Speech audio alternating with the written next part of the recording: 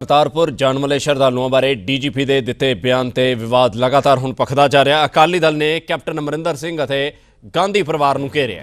84 सिख नस्लकुशी और अकाल तख्त से हमला करवाने वाले गांधी परिवार के इशारे से डीजीपी वालों यह बयान दिता गया। कहना है विक्रम मजीठिया वालों क्या गया। विक्रम मजीठिया का कहना है दिनकर गुप्ता दियां गांधी परिवार के नाल नज़दीकियां का भी विक्रम मजीठिया ने जिक्र किया। उन्होंने कहा कि यूपीए सरकार दौरान 8 साल तक आईबी च वड्डे अहुदियां दे नाल दिनकर गुप्ता नवाजे गए।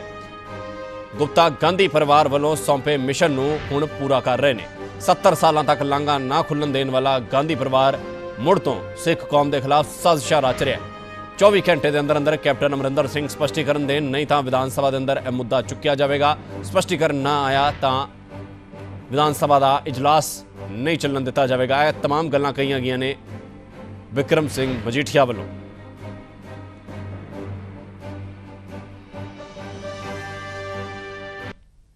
डीजीपी साहब तो उन्हां दी हुक्मरान सरकार जिन्हां ने उन्हां नूं हैंडपिक कीता, गांधी परिवार कांग्रेस पार्टी कैप्टन अमरिंदर सिंह नूं यह सवाल पूछदा है कि डीजीपी साहब अपने लेवल ते बोल रहे हैं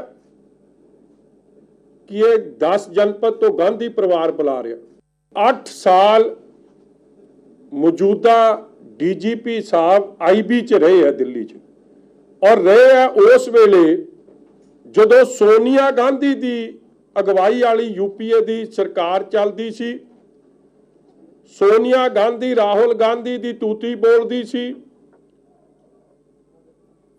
इन्हां दी डॉक्टर मनमोहन सिंह जी का उस किन्नी सुनवाई सी, ये बारे कई बारी उत्थे जिक्र चर्चे चले। ते की ये सोच जिहड़ी दिल्ली तो 10 जनपद तो तुसी लैके आए हो कि यही कारण बनया कि थोनू हैंडपिक किया गया, कि अज उही सोच नू तुसी इत्थे पंजाब च लागू कर रहे हो, कि उसे सोच नू जिहड़ी इंदिरा गांधी ने सारी दुनिया च सारे देश च श्री अकाल तख्त साहब ते टैंकां तोपां नाल अटैक करा के जिथे सरबत दे भले की अरदास हुंदी सी, उहदा एक मैसेज भेजण की कोशिश की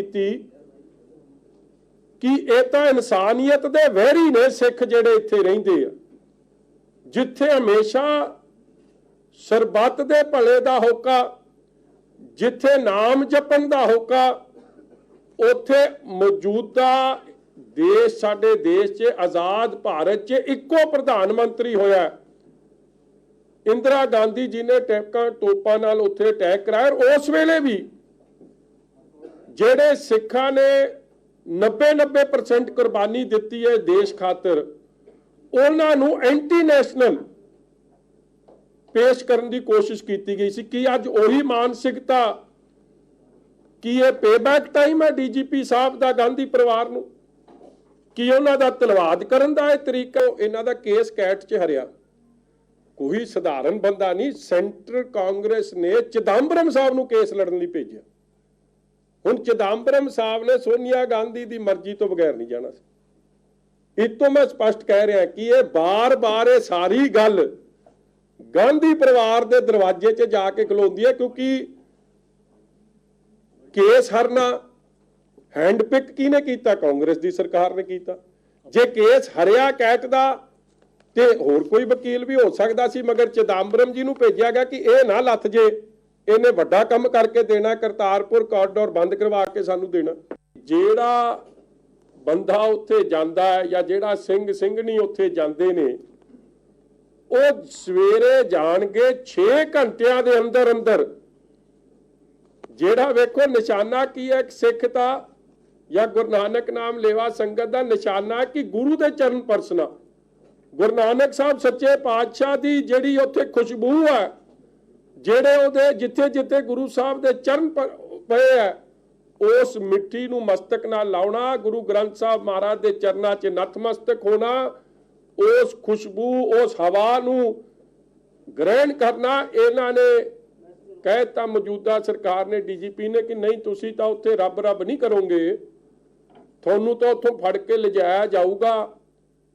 ਐਕਸਪਲੋਸਿਵ ਦੀ ਟ੍ਰੇਨਿੰਗ ਦਿੱਤੀ ਜਾਊਗੀ, ਤੁਹਾਨੂੰ ਬੰਦੂਕ AK-47 ਚਲਾਉਣ ਦੀ ਟ੍ਰੇਨਿੰਗ ਦਿੱਤੀ ਜਾਊਗੀ, ਤੁਹਾਨੂੰ ਗ੍ਰਨੇਡ ਦੀ ਟ੍ਰੇਨਿੰਗ ਦਿੱਤੀ ਜਾਊਗੀ। ਮੈਂ ਪੁੱਛਣਾ ਚਾਹੁੰਦਾ 50,000 ਜਾ ਆਏ ਹੁਣ ਤੱਕ, ਟੋਟਲ ਫਿਗਰ ਹੈ ਜੀ 52,098।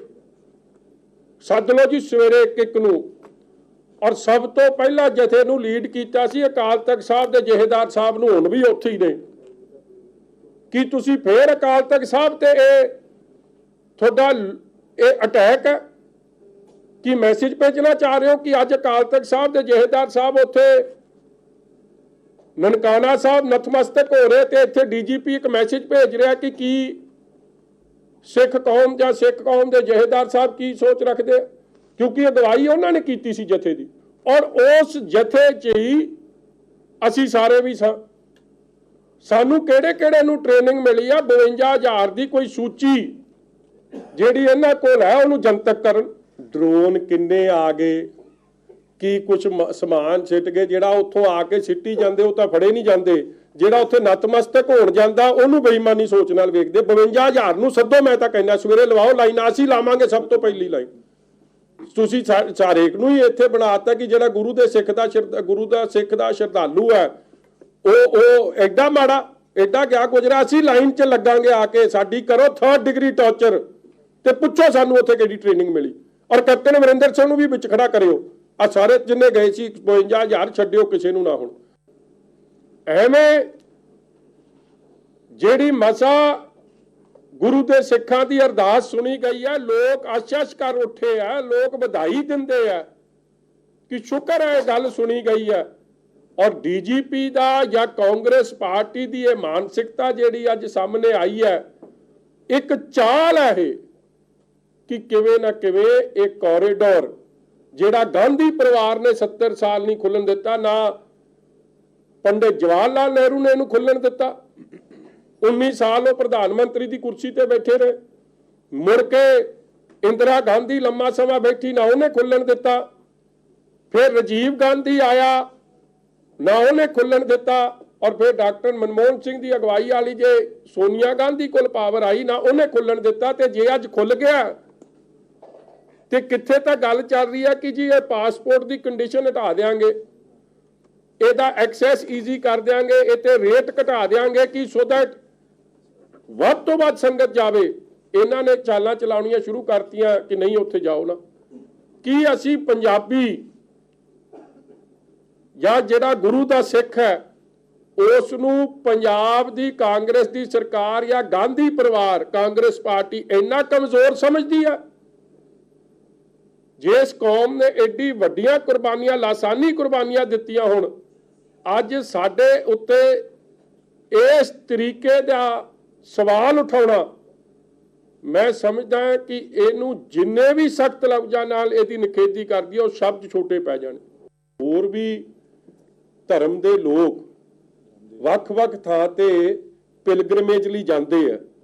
ਇਹ ਪੱਕਾ ਹੀ ਧਿਆਇਆ ਕਰ ਲਿਆ ਕਿ ਜੇ ਸਿੱਖਾਂ ਨੂੰ ਕਿ ਆਪ ਦੀ ਰੋਜ਼ਮर्रा ਦੀ ਅਰਦਾਸ 'ਚ ਜੇ ਗੁਰੂ ਸਾਹਿਬ ਨੇ ਉਹਦੀ ਸੁਣਵਾਈ ਹੋ ਗਈ ਹੈ ਤੇ ਇਕੱਲਾ ਸਿੱਖਾਂ ਨੂੰ ਟਾਰਗੇਟ ਤੇ ਰੱਖਣਾ, ਬਾਕੀ ਨਹੀਂ ਕਿਤੇ ਹੋਰ ਜਾਂਦੇ। ਮੈਂ ਕਿਸੇ ਧਰਮ ਵਿਸ਼ੇਸ਼ ਦਾ ਨਾ ਜ਼ਿਕਰ ਕਰਨਾ ਚਾਹੁੰਦਾ, ਨਾ ਕਿਸੇ ਦੇ ਖਿਲਾਫ ਆ, ਮਗਰ ਮੈਂ ਮਾਨਸਿਕਤਾ ਜਿਹੜੀ ਕਾਂਗਰਸ ਦੀ ਹੈ ਕਿ ਆਈ ਵਾਰੀ ਵਾਈ ਇਜ਼ ਇਹ ਗੁਰੂ ਦੇ ਸਿੱਖਾਂ ਨੂੰ ਟਾਰਗੇਟ ਤੇ ਕਿਉਂ ਲਿਆ ਜਾਂਦਾ? ਕਿ ਇਹ ਜਿਹੜੀ ਡੀਪ ਰੂਟਡ ਕਨਸਪੀਰੇਸੀ ਹੈ ਇਹਨਾਂ ਵੱਲੋਂ, ਗਾਂਧੀ ਪਰਿਵਾਰ ਵੱਲੋਂ ਜਿਹੜੀ ਸ਼ੁਰੂ ਕੀਤੀ ਗਈ ਹੈ, ਔਰ ਹਰ ਸਿੱਖ ਨੂੰ ਇੱਕ ਟੈਰਰਿਸਟ ਪੇਂਟ ਕਰਨ ਦੀ ਜਿਹੜੀ ਸੋਚ ਹੈ, ਜਿਹੜੀ ਇੰਦਰਾ ਗਾਂਧੀ ਤੋਂ ਚੱਲੀ ਹੋਈ ਹੈ, ਅੱਜ ਉਹਨੂੰ ਜਿਸ ਤਰੀਕੇ ਨਾਲ ਇਹ DGP ਸਾਹਿਬ ਬੜਾਵਾ ਦੇ ਰਹੇ ਆ, ਇਹ ਨਾ ਬਰਦਾਸ਼ਤ ਕਰਨ ਵਾਲੀ ਹੈ, ਇਹ ਨਿੰਦਣਯੋਗ ਹੈ। ਤੇ ਅੱਜ ਜੇ ਇਹਨਾਂ ਨੇ 24 ਘੰਟਿਆਂ ਤੱਕ ਆਪ ਦਾ ਸਪਸ਼ਟੀਕਰਨ ਤੇ ਕੈਪਟਨ ਅਮਰਿੰਦਰ ਸਿੰਘ ਤੋਂ ਲੈ ਕੇ ਸੋਨੀਆ ਗਾਂਧੀ ਦਾ ਇਸ ਮੁੱਦੇ ਤੇ ਸਪਸ਼ਟੀਕਰਨ ਨਹੀਂ ਆਇਆ, ਤੇ ਅਸੀਂ ਕਾਂਗਰਸ ਦੀ ਇਸ ਸਰਕਾਰ ਦੀ ਘੇਰਾਬੰਦੀ ਸ਼ੁਰੂ ਕਰਾਂਗੇ। ਵਿਧਾਨ ਸਭਾ 24 ਤਰੀਕ ਨੂੰ ਇਹਦਾ ਜਵਾਬ ਸਪਸ਼ਟ ਆਊਗਾ ਤੇ ਚੱਲੂਗੀ, ਨਹੀਂ ਤਾਂ ਵਿਧਾਨ ਸਭਾ ਨਹੀਂ ਫਿਰ 24 ਤਰੀਕ ਨੂੰ ਚੱਲਦੀ।